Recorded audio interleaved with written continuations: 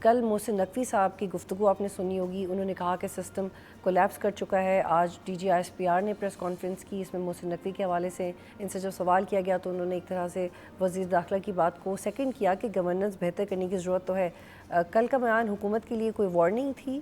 جی بالکل، اگر آپ سابقہ تجربات کی روشنی میں دیکھیں تو یہ وارننگ ہو سکتی ہے، کیونکہ ہم نے سابقہ ادوار میں دیکھا ہے کہ جب حکومت کا آدھا پیریڈ ختم ہوتا ہے یا اس سے کچھ تھوڑا سا زیادہ، تو اس طرح کی آوازیں آنے لگتی ہیں کہ ملک کے اندر گورننس بہتر ہونی چاہیے، امن و امان بہتر ہونا چاہیے، اور اکانومی بری نہیں ہے تو اچھی بھی نہیں ہے۔ تو اس طرح کی کچھ آوازیں آتی ہیں جس سے لگتا ہے کہ حکومت سے کچھ زیادہ اطمینان نہیں ہے۔ تو میں تو ان کی گفتگو کو سمجھ سکتا ہوں کہ یہ وارننگ بھی ہو سکتی ہے، ورنہ اس کے علاوہ تو یہ اتنی کھل کے گفتگو اس طرح کی کرنے کی ضرورت نہیں تھی۔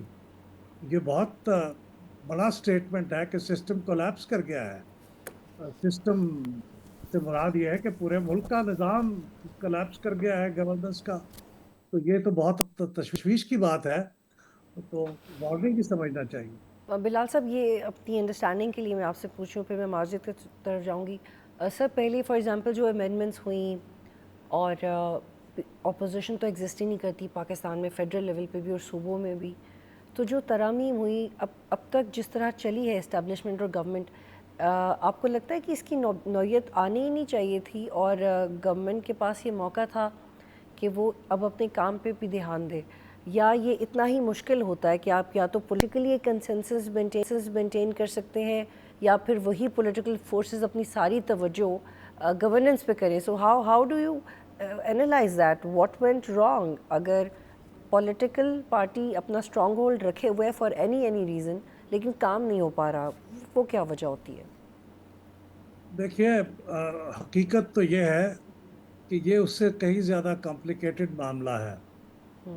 اگر آپ سیاسی پارٹیوں کو اور سیاسی حکومتوں کو اکاؤنٹیبل ٹھہرائیں گے، پورے کا پورا اکاؤنٹیبل ٹھہرائیں گے، پھر ان کے پورے اختیارات بھی حاصل ہونے چاہیے۔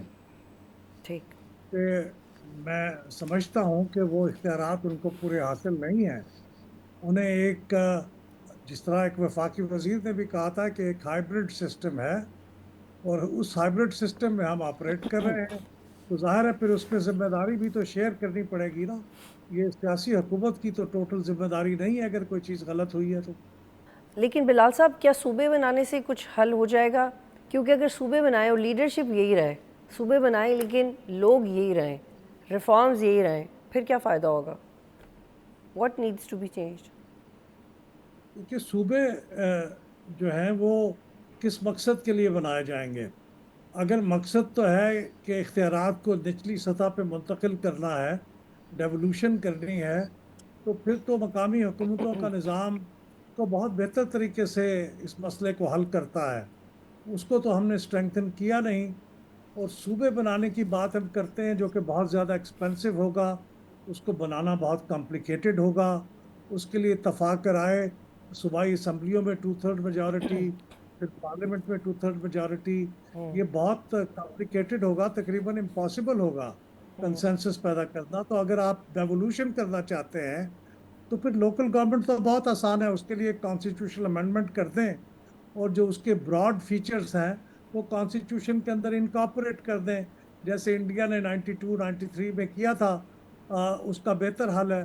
لیکن اگر مقصد یہ ہے کہ صوبوں کی جو اس وقت جو طاقت ہے، جس میں وہ تقریباً ویٹو پاور رکھتے ہیں، میں ایک مثال دوں گا کہ جس طرح چولستان کی نہروں کا معاملہ تھا، تو سندھ پروونس نے اس کو تقریباً ویٹو کر دیا۔ تو وہ کہاں سے تجویز آئی تھی وہ بھی ہم سب جانتے ہیں۔ کارپوریٹ فارمنگ کا معاملہ تھا چولستان میں، جس کے ذریعے سے ہم نے بہت فارن ایکسچینج کمانا تھا۔ تو میرے خیال میں اس نے بہت ڈی مورلائز کیا ہوگا ان لوگوں کو جو وہ تجویز لے کے آئے تھے، اور پھر سندھ نے اسے ناکام کر دیا۔ تو مجھے شک یہ ہے کہ صوبوں کو تھوڑا سا کمزور کرنا مقصود ہے، کہ وہ اتنا اپنے آپ کو اسرٹ نہ کریں کہ مرکز کی تجاویز کو ویٹو کر دیں۔ ٹھیک ہے تو یہ سر، لیکن ٹھیک ہے۔ دونوں صورتوں میں جو اتفاق رائے وہ بہت مشکل ہے۔